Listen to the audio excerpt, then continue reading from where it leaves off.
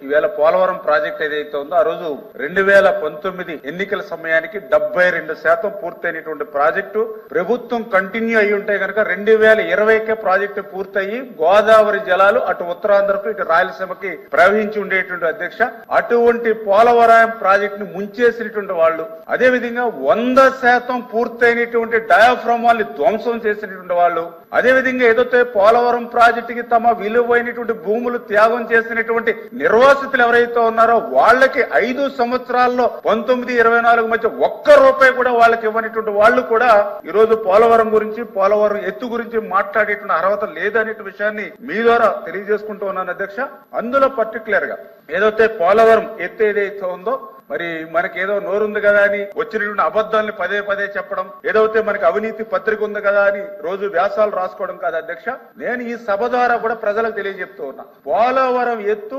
41.15 మీటర్లని గాని, పోలవరం ఎత్తు 45.72 మీటర్లని గాని, పోలవరంలో ఫస్ట్ ఫేజ్ సెకండ్ ఫేజ్ అని గాని 2019 మే ఎన్నికల ముందు వరకు కూడా ఎక్కడైనా ఉందా నేను అడుగుతూ ఉన్నా. ఈ రోజు అంటే 2019 మే నెల ముందు వరకు కూడా ఎక్కడ కూడా ఫస్ట్ ఫేజ్ లేదు, సెకండ్ ఫేజ్ లేదు, 41 అని లేదు, 45 అని లేదు, ఓన్లీ పోలవరం ప్రాజెక్టు 45.72 అని మాత్రమే 2019 మే ఎన్నికల వరకు కూడా తెలుగుదేశం ప్రభుత్వ హయాంలో ఉంది అధ్యక్ష.